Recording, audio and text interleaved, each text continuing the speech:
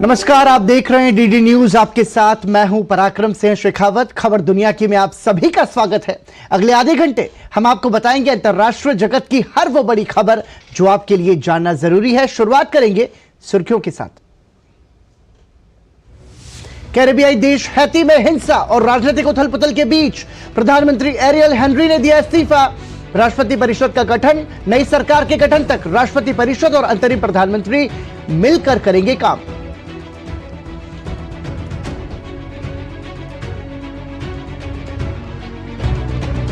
Ukraine के drone हमलों से दहला रूस। एक प्रमुख तेल रिफाइनरी को पहुंचा भारी नुकसान। रूस ने मॉस्को, लेनिनग्राद, बेल्गोरोड समेत दूसरे शहरों में 25 ड्रोन मार गिराने का किया दावा।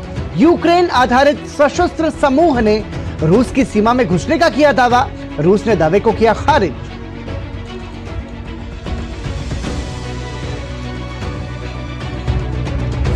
यूक्रेन के लिए नया हथियार पैकेज देने की तैयारी कर रहा है अमेरिका। $400 मिलियन का हो सकता है यह पैकेज। डेनमार्क ने भी $337 मिलियन के सैन्य सहायता पैकेज की घोषणा की। सीजर तोपखाने प्रणाली और गोला बारूद पैकेज का हिस्सा।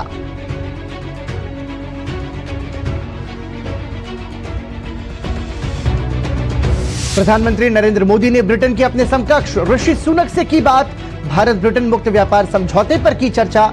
दोनों नेताओं ने द्विपक्षीय व्यापक रणनीतिक साझेदारी की और मजबूत बनाने की जताई प्रतिबद्धता।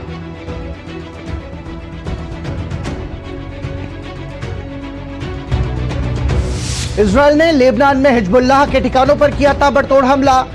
हिजबुल्लाह का भी जवाबी कार्रवाई का दावा। यूएन की टीम की जांच में खुलासा। 7 अक्टूबर के हमले के दौरान कई जगहों पर यौन हिंसा की पुष्टि। गाजा के लिए साइप्रस से राहत सामग्री लेकर रवाना हुआ एक जहाज।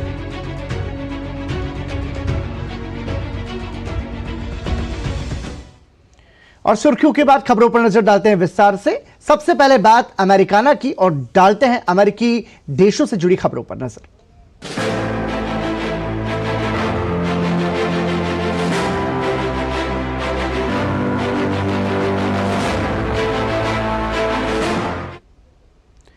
हैती में के प्रधानमंत्री एरियल हेनरी ने अपने पद से इस्तीफा दे दिया है। हेनरी का इस्तीफा तब आया है जब क्षेत्रीय नेताओं ने सोमवार को जमाइका में राजनीतिक परिवर्तन की रूपरेखा पर चर्चा करने के लिए मुलाकात की। अमेरिका ने पिछले हफ्ते तेजी से राजनीतिक परिवर्तन की बात कही थी क्योंकि सशस्त्र गिरोह हेनरी की सरकार को गिराने की कोशिश कर रहे थे। गुयाना के राष्ट्रपति और कैरेबियन समुदाय के वर्तमान अध्यक्ष मोहम्मद इरफान अली ने हैती के प्रधानमंत्री एरियल हेनरी के इस्तीफे की पुष्टि की है। 74 वर्षीय हेनरी ने कैरिकॉम नेताओं द्वारा हैती की स्थिति पर एक आपातकालीन शिखर सम्मेलन आयोजित करने के बाद अपना इस्तीफा दिया। लगातार बढ़ती हिंसा और बढ़ते दबाव के बीच हैती के प्रधानमंत्री एरियल हेनरी ने अपने पद से इस्तीफा दे दिया है। उनका इस्तीफा ऐसे वक्त में आया जब सोमवार को ही क्षेत्रीय नेता जमाइका में हैती की राजनीतिक स्थिति पर चर्चा करने के लिए जुटे थे। इस बैठक में हैती में राजनीतिक परिवर्तन की रूपरेखा पर चर्चा की गई। इसके पहले अमेरिका ने भी हैती में तेजी से राजनीतिक परिवर्तन की बात कही थी। गौरतलब है कि देश में बार बार चुनावों के स्थगित होने के बीच जारी हिंसा ने अराजकता पैदा कर दी है। हैती में काफी दिनों से सशस्त्र गिरोह द्वारा हिंसा का दौर जारी है। यह गिरोह प्रधानमंत्री एरियल हेनरी के इस्तीफे की मांग कर रहा था। एरियल हेनरी ने अपने इस्तीफे के बाद हैती में राष्ट्रपति संक्रमणकालीन परिषद स्थापित किए जाने की घोषणा की। साथ ही उन्होंने हैती की जनता से शांत रहने का भी आह्वान किया। मंत्रिपरिषद की बैठक के बाद राष्ट्रपति संक्रमणकालीन परिषद स्थापित करने पर सहमत हुई हैं। एक बार चुने जाने के बाद परिषद राष्ट्रीय जीवन के विभिन्न क्षेत्रों पर शासन करेगी। हैती को लोकतांत्रिक संस्थानों के पुनर्निर्माण की जरूरत है। मैं सभी हैती वासियों से शांत रहने और शांति और स्थिरता को जल्द से जल्द वापस लाने के लिए हर संभव प्रयास करने का आह्वान कर रहा हूँ। कैरिबियन समुदाय कैरिकॉम के अध्यक्ष और गुयाना के राष्ट्रपति मोहम्मद इरफान अली ने बताया कि नई सरकार के गठन तक राष्ट्रपति परिषद और अंतरिम प्रधानमंत्री मिलकर काम करेंगे। संक्रमणकालीन राष्ट्रपति परिषद तेजी से एक आंतरिक प्रधानमंत्री का चयन और नियुक्ति करेगी। संक्रमणकालीन राष्ट्रपति परिषद एक अंतरिम प्रधानमंत्री के साथ मिलकर मंत्रियों की एक समावेशी परिषद की नियुक्ति करेगी। संक्रमणकालीन राष्ट्रपति परिषद हैटियन राष्ट्रपति पद की संभावित शक्तियों को धारण करेगी जब तक एक निर्वाचित सरकार स्थापित नहीं हो जाती। इस बीच अमेरिका ने भी संयुक्त राष्ट्र समर्थित बहुराष्ट्रीय सुरक्षा बल को $100 मिलियन का अतिरिक्त योगदान देने का ऐलान किया है। इसका उद्देश्य हैतियन पुलिस द्वारा हैती में हिंसा फैलाने वाले गिरोहों से लड़ने में मदद करना और मानवीय सहायता के लिए $33 मिलियन का योगदान देना है। इसके बाद प्रस्तावित अमेरिकी योगदान $300 मिलियन हो गया है।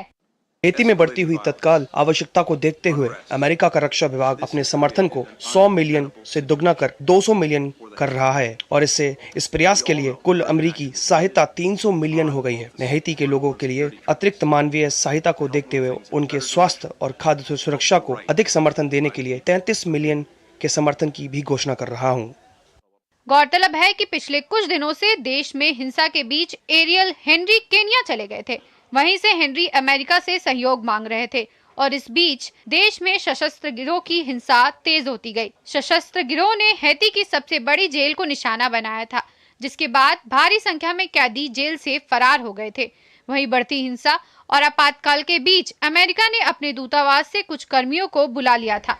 देश में फैली हिंसा के कारण लाखों की संख्या में हैती वासियों को विस्थापित होना पड़ा है। इसी के साथ समाचार में रुक रहे हैं एक विराम के लिए। देखते रहिए डीडी न्यूज। साल बरस और सदी नहीं, एक युग गुजर जाएगा। उम्र न पूछो वंडर की, जब फर्क नजर आएगा। वंडर सीमेंट, फर्क नजर आएगा। देखो यार, जिंदगी का कोई भरोसा नहीं, पता नहीं कब फोटो पे हार चढ़ जाए और फैमिली का फ्यूचर, बच्चों की पढ़ाई खतरे में पड़ जाए। तो आज ही पॉलिसी बाजार से 1 करोड़ का टर्म लाइफ इंश्योरेंस कराओ, सिर्फ 525 रुपए महीने से शुरू। हमारी छत टपकती थी तो उनकी आंखें टपकती थी।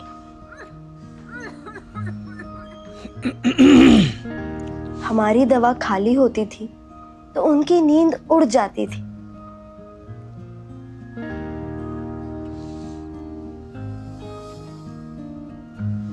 हमारी थाली खाली रह जाती थी तो उनका दिल भर आता था।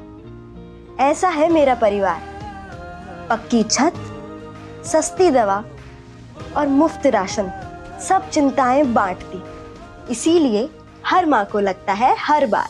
आज देश की करोड़ों माताएं बहनें, यही मोदी का परिवार है। मेरा भारत, मेरा परिवार।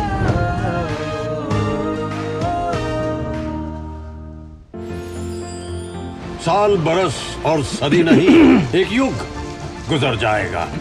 उम्र न पूछो वंडर की, जब फर्क नजर आएगा। वंडर सीमेंट, फर्क नजर आएगा।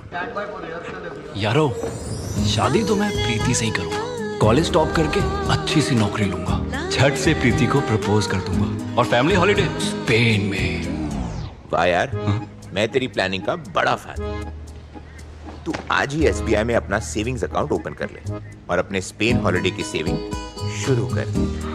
SBI सेविंग्स अकाउंट के साथ पाइए सेफ, सिक्योर, कन्वीनियंट बैंकिंग और ग्रेट कस्टमर सर्विस। SBI, देश का फैन। लाइफ में फाइनेंशियल आजादी के लिए NPS जरूरी है। रिटायरमेंट में फाइनेंशियल आजादी रहे जारी, NPS से आज ही करे तैयारी। NPS जरूरी है। साल बरस और सदी नहीं, एक युग गुजर जाएगा। उम्र न पूछो वंडर की, जब फर्क नजर आएगा। वंडर सीमेंट, फर्क नजर आएगा। एक बार फिर आपका स्वागत। आप देख रहे हैं खबर दुनिया की और आइए बढ़ते हैं आगे। नजर डालते हैं यूरोप इन दिनों के जरिए यूरोपीय देशों से जुड़ी खबरों पर।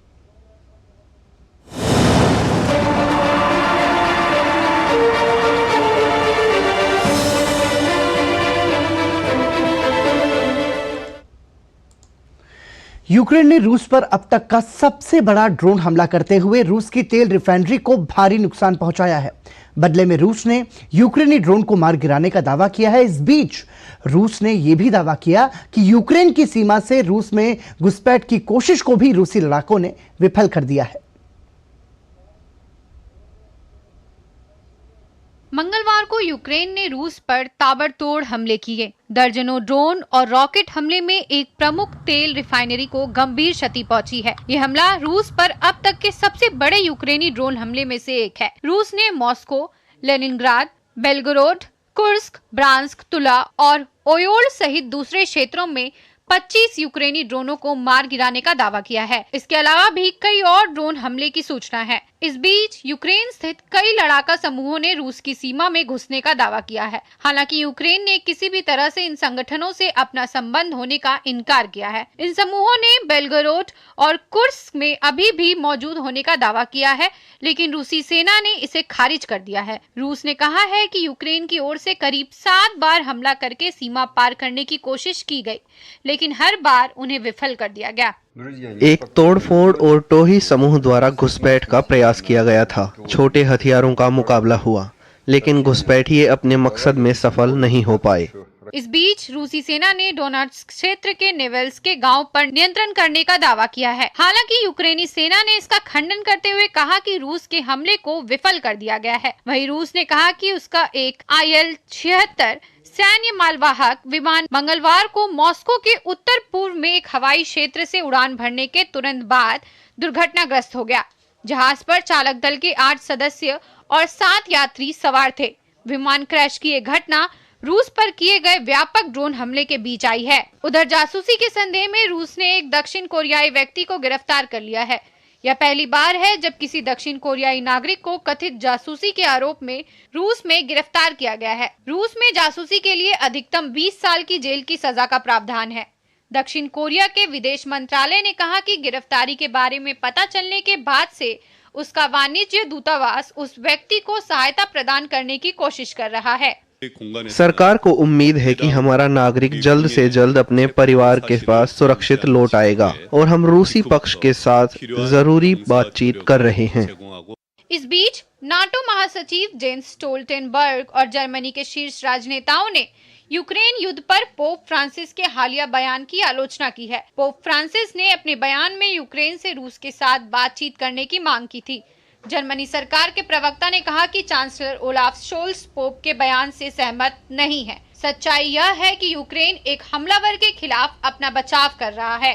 नाटो महासचिव जेंस स्टोल्टेनबर्ग का कहना है कि यूक्रेन की स्वायत्तता और स्वतंत्रता की गारंटी देने वाली वार्ता तभी हो सकती है जब पुतिन को एहसास हो कि वह युद्ध के मैदान में नहीं जीत सकते। इस बीच पोप फ्रांसिस की टिप्पणियों के बाद यूक्रेन ने वेटिकन के दूत को तलब किया और कहा कि कीव उनकी टिप्पणियों से निराश है। वहीं मॉस्को ने पोप के बयान को बातचीत का मौका बताया है। ट्रेन ड्राइवरों और अन्य रेल कर्मचारियों की हड़ताल की वजह से जर्मनी में यात्रियों को बड़ी परेशानियों का सामना करना पड़ रहा है। हड़ताल के कारण जर्मनी की परिवहन व्यवस्था ठप हो गई है। वहीं जर्मनी की ट्रेन चालक संघ GDL के खिलाफ राष्ट्रीय रेल ऑपरेटर मुकदमा हार गई है। GDL और लुफ्थांसा के कर्मियों की वेतन में बढ़ोतरी समेत काम के घंटों को कम करने की मांग है। इस पर जर्मनी की राष्ट्रीय रेल ऑपरेटर डॉयचा बान का कहना है कि कर्मचारियों की मांग व्यवहारिक रूप से पूरी नहीं की जा सकती।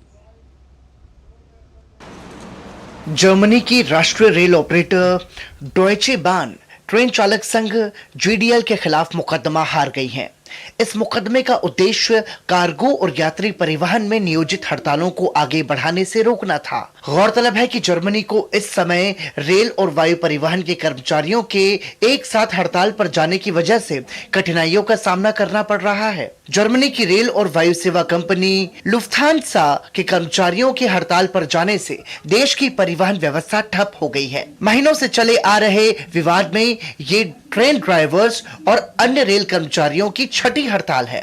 हड़ताल पर गए GDL और लुफ्थांसा के कर्मी वेतन में बढ़ोतरी समेत काम के घंटों को कम करने की मांग कर रहे हैं। GDL की मांग है कि वेतन कटौती के बिना काम के घंटों को प्रति सप्ताह 38 से घटाकर 35 किया जाए। वहीं इस मांग को डॉयचे बान ने कहा कि केवल 20% लंबी दूरी की ट्रेनें चल रही हैं। GDL ट्रेड यूनियन की हड़ताल का असर क्षेत्रीय और उपनगरीय ट्रेन सेवाओं पर भी पड़ा है। उन्होंने इस हड़ताल को असंगत बताया। हमारे विचार से यह हड़ताल पूरी तरह असंगत है। इसकी घोषणा बहुत कम समय में की गई, खासकर जहां तक मालगाड़ियों का सवाल है, यह पूरी तरह से बढ़ा चढ़ाकर पेश की गई है। यदि आप कार्य घंटों को 38 से घटाकर 35 घंटे करने की मांग करते हैं और यदि इसे 36 घंटे किया जा रहा है, तो इसमें क्या समस्या है? आप इस तरह देश की व्यवस्था को विकलांग नहीं कर सकते। इस बीच जर्मनी के सबसे व्यस्त हवाई अड्डे फ्रैंकफर्ट में लुफ्थांसा के केबिन क्रू यूनियन की हड़ताल के कारण 600 उड़ानें रद्द कर दी गईं। इस कार्रवाई में लगभग 70,000 यात्रियों के प्रभावित होने का अनुमान है। लुफ्थांसा के केबिन क्रू यूनियन वेतन में 15% की वृद्धि की मांग कर रहे हैं। इसके साथ ही अपने लगभग 18,000 सदस्यों के लिए मुद्रास्फीति मुआवजे के भुगतान की भी मांग की जा रही है। एक बार सही प्रस्ताव आने पर हम बातचीत के लिए तैयार हैं। हमें जो आखिरी प्रस्ताव मिला वो बिल्कुल पर्याप्त नहीं है। कोरोना वायरस और उच्च मुद्रास्फीति के बाद हमें वास्तविक वेतन वृद्धि की आवश्यकता है और वास्तव में हमें वेतन में कमी का सामना करना पड़ेगा। हम इसे स्वीकार नहीं कर सकते। इंडिपेंडेंट फ्लाइट अटेंडेंट ऑर्गेनाइजेशन के अनुसार उनके सदस्यों की हड़ताल से मंगलवार को फ्रैंकफर्ट हवाई अड्डे से प्रस्थान और बुधवार को म्यूनिख से उड़ानें प्रभावित होने की बात कही है। 2 दिनों में कुल 1,000 उड़ानें रद्द कर दी जाएंगी। वहीं लुफ्थांसा के अनुसार आने वाले समय में लगभग 1 लाख से अधिक यात्री प्रभावित होंगे। श्रमिकों के घंटों को प्रति सप्ताह 38 से घटाकर 35 घंटे किए जाने को लेकर जीडीएल का तर्क है कि ये रेलवे के लिए काम को और अधिक आकर्षक बना देगा और नई भर्तियों को आकर्षित करने में मदद करेगा, जबकि डॉयचे बान का कहना है कि मांग व्यवहारिक रूप से पूरी नहीं की जा सकती है। इसी के साथ यहाँ रुकेंगे एक और विराम के लिए, बने रहिए हमारे साथ। साल बरस और सदी नहीं, एक युग गुजर जाएगा। उम्र न पूछो वंडर की, जब फर्क नजर आएगा।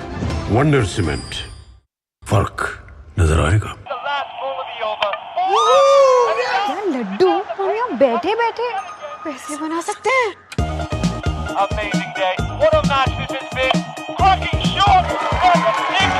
What a way to finish the game. Guys, मैं तुम्हारे बिजनेस आइडिया का बड़ा फैन हूं। अब बिजनेस चाहे जो भी, एसबीआई का करंट अकाउंट तो चाहिए ना। एसबीआई करंट अकाउंट से सिंप्लीफाइड बिजनेस ट्रांजैक्शन और ग्रेट कस्टमर सर्विस। एसबीआई, देश का fan. During a heat wave, it is our responsibility to help others and make their life easier. Offer water to vendors and delivery people who come to your home or office. You can install earthen pots with glasses outside your building for outdoor workers. Individuals or NGOs can install water points and distribute buttermilk or sharbat. Consider distributing caps, shoes, umbrellas, etc. Offering water spray to people on hot roads can make their journey more comfortable. Installing shade where people can take a break is very helpful too. Install earthen containers to give food and water to birds and animals. This summer, be kind, save a life. Issued in public interest by NDMA and IIPHG. Late हो गया आज तो। अरे बेटा नाश्ता तो करते जाओ। मम्मा फिर से वही बोरिंग नाश्ता। अच्छा मम्मा तुम्हारा ही घास फूस वाला नाश्ता मुझे नहीं करना है। वैसे भी ऑफिस के बाहर क्या मस्त पकौड़े वाला है। अब से मेरा नाश्ता वही होगा।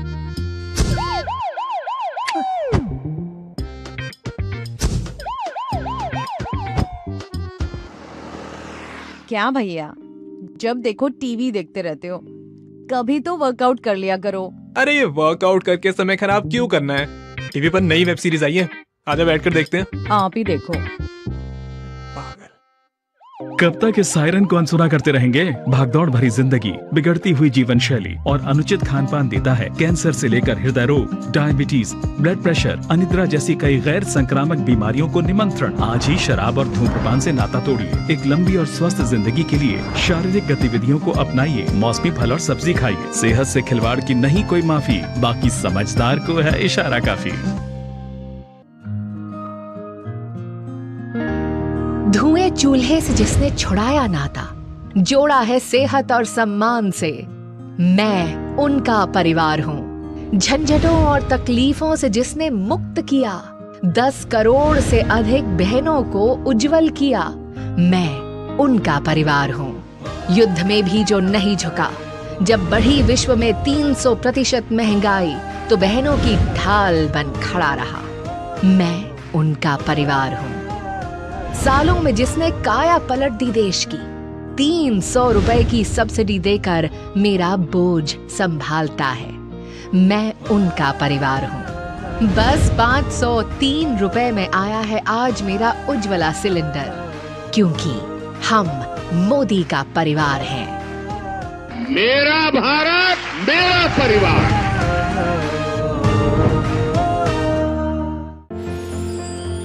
साल बरस और सदी नहीं, एक युग गुजर जाएगा। उम्र न पूछो वंडर की, जब फर्क नजर आएगा। वंडर सीमेंट, फर्क नजर आएगा। एक बार फिर आपका स्वागत। आप देख रहे हैं खबर दुनिया की। आइए बढ़ते हैं आगे, नजर डालते हैं एशिया का आईना में और जानते हैं एशियाई देशों से जुड़ी खबरें।